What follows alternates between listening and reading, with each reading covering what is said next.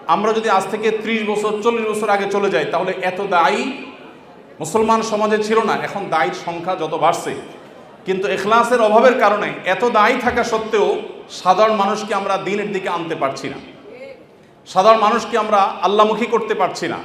আদর্শবাদী মুসলমান এদেশে সবচেয়ে কম। এদেশে মুসলমানদেরকে আমরা বলি তারা ধর্মপ্রাণ।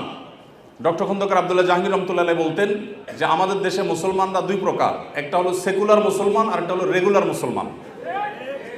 তো আমাদের দেশে সেকুলার মুসলমান বেশি নাকি রেগুলার মুসলমান বেশি? বুঝে শুনে কোনো মুসলমানের জন্য কোনোভাবে সেকুলার হওয়ার কোনো সুযোগ আদৌ আছে? কিন্তু এই ধারণা আমাদের অনেকের নাই। তো রেগুলার মুসলমান, সেকুলার মুসলমানদেরকে যদি রেগুলার মুসলমান বানাইতে হয়, আদর্শবাদী মুসলমান যদি বানাতে হয়, তাহলে আমাদের দাওয়া হতে হবে দাওয়া বিল ইখলাস। আল্লাহর পথে আহ্বান হবে শুধুমাত্র আল্লাহকে খুশি করবার জন্য। আর এটা প্রমাণ হবে তখন যখন আমি নিজের দিকে দাওয়াত না দিয়ে দাওয়াত দিব কোরআন এবং সুন্নাহর দিকে, দাওয়াত দিব আমি ইসলামের দিকে, দাওয়াত দিব নবী সাল্লাল্লাহু আলাইহি ওয়াসাল্লামের আদর্শের দিকে। এবং দাওয়াত আমি শুধু আমাকে দিয়েই দিব না, অন্য ওলামা ইকরামের বক্তব্য, তাদের লেখনী, তাদের বই পুস্তক, সেগুলো দিয়ে।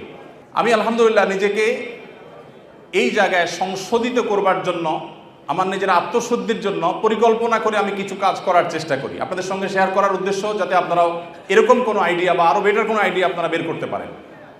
আমি চেষ্টা করি আমার বাসায়, আমার অফিসে প্রচুর পরিমাণ বই থাকে এবং প্রচুর পরিমাণ বই আমার গাড়িতে থাকে। এখানে যে সমস্ত ওলামা ইকরাম আছেন তাদের অনেক বই কিনতে কিনতে আমার ফতুর হওয়ার দশা। 10টা 20টা 30টা করে করে সবসময় কিনে রাখি আমি। যে আসে কোনো একজন মেহমান তাকে একটা বই দেওয়ার চেষ্টা করি। সাধারণত নিজের বই তো সবাই দেয়, কিন্তু অন্য আলেমের বই দেওয়া, এটার নজির আমাদের সমাজে খুব বেশি নাই। তো নিজের মনে না চাইলেও নফসকে সাইজ করবার জন্য পরিকল্পিতভাবে নফসের বিরুদ্ধে গিয়ে এই কাজটা আমি করার চেষ্টা করি। আমাদের পেজে হয়তো ভিডিও আমরা দিতে পারি না, কারণ কপিরাইটের ব্যাপার থাকে। এই কপিরাইটের ব্যাপারের কারণে অন্যদের ভিডিও দেওয়াটা কঠিন হয়ে যায়। কিন্তু আমাদের দিন শেষে দাওয়াত দিতে হবে নিজের দিকে নয়, এমনকি নিজের প্রতিষ্ঠানের দিকেও নয়, দাওয়াত দিতে হবে আল্লাহর দিকে। সেটা কখনো নিজের কথা দ্বারা হতে পারে, কখনো অন্যের কথা দ্বারা হতে পারে, কখনো নিজের বই দ্বারা হতে পারে, কখনো অন্যের বই দ্বারা হতে পারে। আল্লাহ রাব্বুল আলামিন আমাদেরকে ইখলাসের সাথে দাওয়াতি কাজ করার তৌফিক দান করুন।